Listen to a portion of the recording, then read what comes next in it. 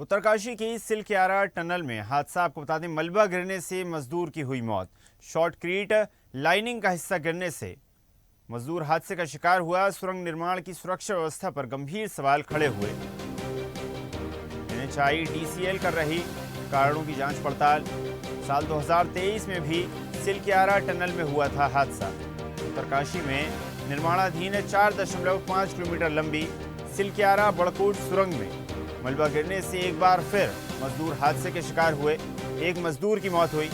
हादसे के बाद श्रमिकों में आक्रोश है। उन्होंने सुरक्षा व्यवस्थाओं पर सवाल खड़े किए कि आखिर लगातार हादसों के बाद भी प्रशासन पूरे मामले पर आखिर संज्ञान क्यों नहीं ले रहा, सुरक्षा के इंतजाम क्यों नहीं की जा रहे और लगातार मजदूर हादसे के शिकार हो रहे हैं। और गौरतलब है कि इसी सुरंग में 12 नवंबर साल 2023 को हुए हादसे में 41 मजदूर 17 दिनों तक फंसे रहे थे, जिन्हें लंबे रेस्क्यू अभियान के बाद सुरक्षित निकाला गया था। ताज़ा घटना ने एक बार फिर सुरंग निर्माण की सुरक्षा व्यवस्था पर सवाल खड़े कर दिए हैं। स्थानीय व ग्राम प्रधान निगल अरविंद भट्ट ने बताया कि बार बार टनल में घटनाएं होती हैं, जिससे सुरंग की गुणवत्ता पर भी सवाल खड़े हो रहे हैं। आखिर किस प्रकार का निर्माण है जो लगातार सवालों के घेरे में है। टनल के प्रोजेक्ट मैनेजर श्रीराम ने बताया कि काम करते समय टनल में पत्थर गिरने से मजदूर की मौत हुई। मजदूर का नाम नरेश है, जो कि झारखंड का निवासी है। उत्तराखंड से विनीत कंसवाल की रिपोर्ट।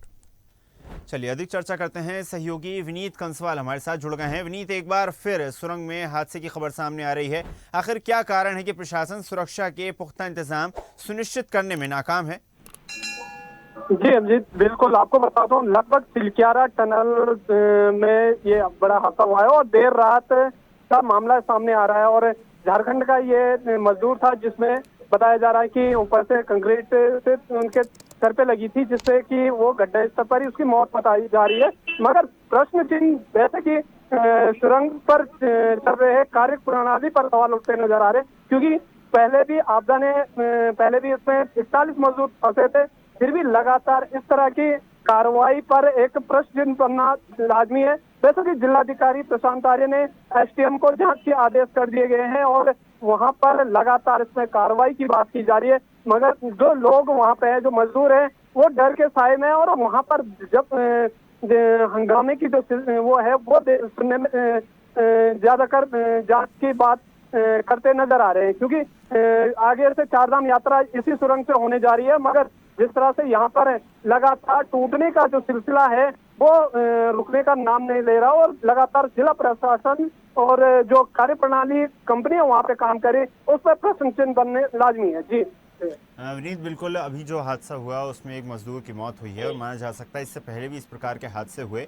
और जब इस सुरंग का निर्माण श्रद्धालुओं के लिए और बड़ी संख्या में लोगों के आवागमन के लिए किया जा रहा है, तो कहीं ना कहीं अब निर्माण कार्य पर भी सवाल खड़े होते हैं और प्रशासन को बेहद संवेदनशीलता के साथ इस मामले को लेने की ज़रूरत है, क्योंकि अगर इसी प्रकार हादसे लगातार छोटे छोटे हादसे होते रहे तो कल को एक बड़ा हादसा भी हो सकता है।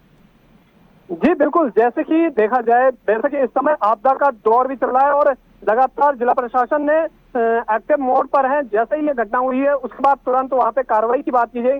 मगर जिस तरह से सुरंग पर कार्य हो रहा है उसको देखते हुए, उसकी जो गुणवत्ता को देखते हुए उस पर प्रश्न चिन्ह बनने लाजमी है और लगभग जो वहाँ के क्षेत्र के लोग हैं वो उस पर एक सवाल खड़े करते नजर आ रहे हैं, क्योंकि आगे चारधाम यात्रा का एक बड़ा टनल के रूप में ये, क्योंकि बड़कोट साइड से ये टनल पे कार्य हो रहा था, जिसमें ये बड़ा मामला सामने आया है। उसके बाद से ही इसमें लोगों में भारी आक्रोश सामने आता नजर आ रहा है। जी बिल्कुल विनीत, माना जा सकता है प्रशासन को इस मामले पर संज्ञान लेने की अति आवश्यक ज़रूरत है। आपका धन्यवाद विनीत, जुड़ने के लिए और जानकारी साझा करने के लिए।